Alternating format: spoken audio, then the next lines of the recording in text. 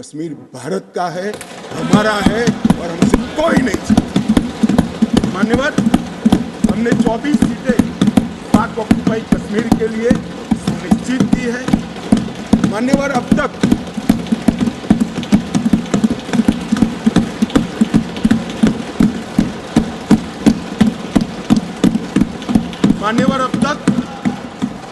SC ST की सीटों में बड़ी विसंगतताएं भी थी और जो दिग्विजय की कहते थे संवेदनशील अप्रोच होना चाहिए, संवेदनशीलता होनी चाहिए। SC ST के प्रति संवेदना से ही ये निर्णय हुआ है। पहले जो 7 सीटें थी SC की उसको हमने बरकरार रखा और ST की सीट शून्य थी क्योंकि धारा 370 परमिट नहीं करती थी, अब परमिट करती है। 9 सीटों को रिजर्व कर दिया।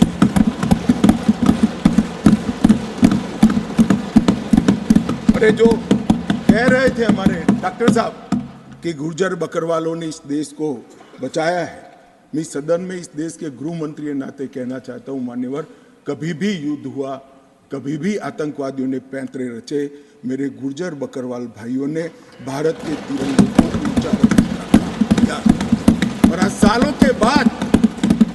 के बाद आज उनको न्याय मिलने जा रहा है।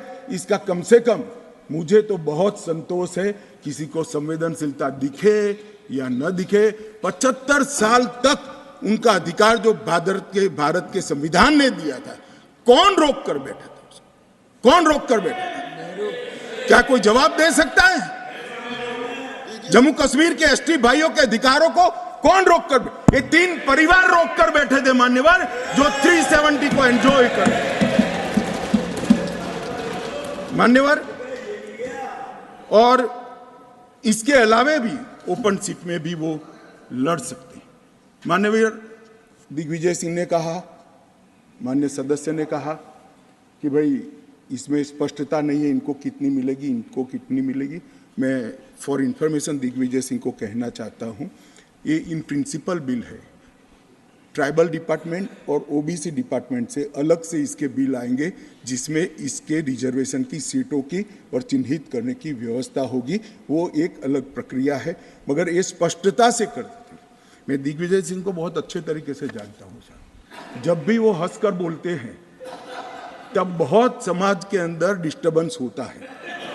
बड़ा रिकॉर्ड है उनका, मैं रिकॉर्ड को जानता हूं। आज भी हंसकर बोले, मैंने बोला क्या निहितार्थ थे, फिर मैंने ध्यान से उनकी चीज को याद कर सोचा तो मुझे मालूम पड़ा कि इन्होंने कहा कि भाई किसी का छीनकर तो नहीं लगू। ये गुर्जर और बकरवाल को लड़ाना चाहते हैं, गुर्जर और बकरवाल को लड़ाना चाहते हैं। मैं आज फिर से कह देता हूं मान्यवर, बैठ जाइए दिग्विजय जी, अब हो गया, लोग समझ चुके हैं आपको, बैठ जाइए। मान्यवर he is not yielding, he is not yielding, he is not yielding. Go ahead, Honorable Home Minister. He is not yielding, he is not yielding. मान्यवर, मैं स्पष्टता करना चाहता हूं, गुर्जर भाइयों की एक भी सीट लिए बगैर बड़े संवेदनशीलता से बकरवाल भाइयों को दिया जाए, हमें कोई आपत्ति। गुर्जरों को जो फायदा मिला है उसमें कोई बदलाव नहीं होगा। ट्राइबल के सारे फायदे एजुकेशन में और बाकी सारे नौकरियों के रिजर्वेशन में जितने भी फायदे गुर्जर भाइयों को मिल रहे हैं, पहाड़ियों को मिल रहे हैं, वो पहाड़ियों को जो भी मिलेगा वो उसके अलावे मिलेगा। एक भी नौकरी ना खत्म होगी, ना एक भी शिक्षा की सीट खत्म होगी। पूरा का पूरा अधिकार आपका भी रहेगा, उनका भी। मान्यवर, एक बहुत बड़ी चर्चा चली कि जवाहरलाल नेहरू जी का कश्मीर के लिए कंडक्ट और इस पर हमारा नजरिया थोड़ा तंग है। जहां तक तंग नजरिए का सवाल है साहब, देश की एक भी इंच जमीन का सवाल है, हमारा नजरिया तंग रहेगा, हम दिल बड़ा नहीं कर सकते। किसी को अधिकार नहीं है अपने बड़े हृदय को दिखाने के लिए देश का एक भूभाग देश से चला जाए और मूक दर्शक बनकर खड़े रह जाए। किसी को अधिकार नहीं। मैं आज फिर से कहता हूं, ये आरोप से मैं सहमत हूं। हमारा नजरिया तंग है। देश की 1 इंच जमीन भी जाती है तो इसके लिए भारतीय जनता पार्टी का हर कार्यकर्ता सर्वोच्चता से संघर्ष करेगा, लड़ाई करेगा और लड़ेगा। हमें कोई इसमें शर्म की बात नहीं। मान्यवर, मैं कुछ बातें कहना चाहता हूं। बहुत कुछ कहा है, अभी कहा गया नेहरू के कारण कश्मीर यहां है। नेहरू जी के न होते तो शायद ये बिल ही नहीं आता और कश्मीर होता ही नहीं। इस तरह से कहा। मैं आज कहना चाहता हूं कि जो आजादी के बाद भारत की रचना को जानते हैं उनको मालूम होगा हैदराबाद में इससे भी बड़ा प्रॉब्लम हुआ था। क्या जवाहरलाल जी गए थे क्या?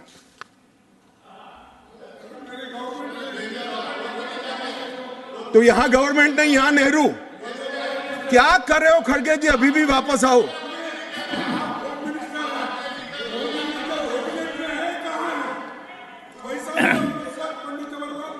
एक मिनट, रिकॉर्ड पर है। कश्मीर में दिग्विजय जी ने सरदार पटेल का नाम नहीं लिया। एक नाम दिया शेख अब्दुल्ला का, दूसरा नाम दिया जवाहरलाल नेहरू का। तो वो होम मिनिस्टर थे, क्यों नहीं दिया भाई? अब सुनिए दिग्विजय जी, अब सुनिए, सुनना पड़ेगा, ऐसे नहीं चलेगा। हमने सुना है, धैर्य से सुना है। मान्यवर, जूनागढ़ में क्या जवाहरलाल नेहरू गए थे?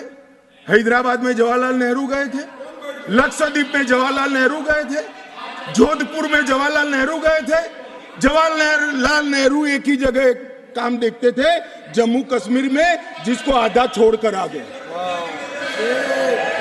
एक ही जगह देखते। मान्यवर, दूसरा, विलय लेट क्यों हुआ?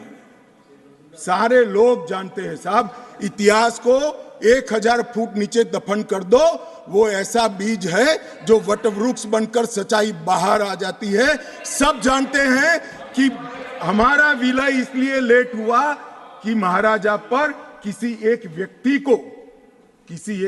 को विशेष स्थान देने का आग्रह था। शेख अब्दुल्ला को विशेष स्थान देने का आग्रह था। इसके कारण विलय लेट हुआ और पाकिस्तान को आक्रमण करने का मौका मिला।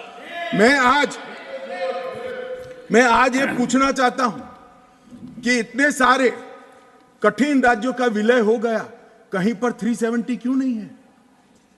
क्यों नहीं है? ना जोधपुर में है, ना जूनागढ़ में है, ना हैदराबाद में है, ना लक्षद्वीप में है। क्यों 370 नहीं है? कि संवेदनशील हृदय के कारण 370 है। संवेदनशील हृदय। मान्यवर, कंडीशन किसने रखी? किसने स्वीकार की? इतिहास जवाब मांगता है, देश की जनता जवाब मांगती है। जवाब देना पड़ेगा, भाग नहीं सकते इतिहास से कोई। मान्यवर, सेना भेजने में देरी क्यों हुई? और ये कहते हैं कि इसके बाद भी देरी हुई है। मैं साहब एक रेफरेंस सैम मानेकशॉ का देना चाहता हूं। फील्ड मार्शल सैम मानेकशॉ तब डायरेक्टर ऑफ मिलिट्री ऑपरेशंस थे। उन्होंने एक जगह पे कहा है कि कबीलाई हमलावर आक्रामक और लूट मचा रहे थे, तब चर्चा में ही व्यस्त थे। मैं व्यक्ति का नाम देना नहीं चाहता वरना खड़े हो जाएंगे। तब एक मीटिंग में सैम मानेकशॉ मौजूद थे। सरदार पटेल जी ने नेहरू जी को कहा, जवाहर, आप कश्मीर चाहते हो या नहीं चाहते हो, देरी क्यों हो रही है? तब जाकर सेना भेजने का निर्णय हुआ है। जवाब देना पड़ेगा। नहीं, दिग्विजय भी ऐसे मत करे, मैं भेज दूंगा आपको, पुस्तक ही भेज दूंगा। मान्यवर, Honorable Home Minister is not yielding. He is not yielding. Honorable Home Minister is not yielding. मान्यवर, एक बात सर्वविदित है, अगर असमय सीज फायर नहीं होता तो आज पाक ऑक्यूपाई कश्मीर नहीं होता। अब पत्रों का जिक्र कर रहे हैं किसी अंग्रेज सेनापति ने देखा, मैं जरूर देखूंगा इसको, अगर लिखा है तो देखना चाहिए। परंतु अफसर कुछ भी कहे, देश का प्रधानमंत्री का देश की जमीन के लिए संवेदनशीलता होना चाहिए या नहीं होना चाहिए? मान्यवर, इतना छोटा सवाल है। हमारी सेना जीत रही थी, वो भाग रहे थे, 2 दिन रुक जाते, पूरा पाक ऑक्यूपाई कश्मीर तिरंगे के तले आ जाता। क्यों किया? दूसरा, क्यों मामले को यूएन में ले जाया गया? अब ये सारी चीजों को आप कहते हैं कि रेफरेंस लाइए। मान्यवर, मुझे मालूम था दिग्विजय सिंह, हाँ करता हूं, बैठिए, मुझे मालूम था साहब ये खड़े हो जाएंगे, इसलिए मैं लेकर आया। मैं कोट अनकोट पढ़ता हूं।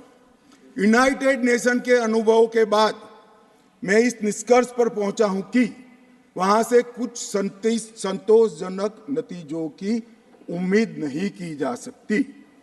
मुझे सीज फायर करना अच्छा फैसला लगा, लेकिन इस मसले को ठीक से हम नहीं निपट पाए, नहीं परख पाए। हम सीज फायर पर और विचार करके बाद में निर्णय करना चाहिए था। हालांकि ये सब भूतकाल की गलतियां हैं।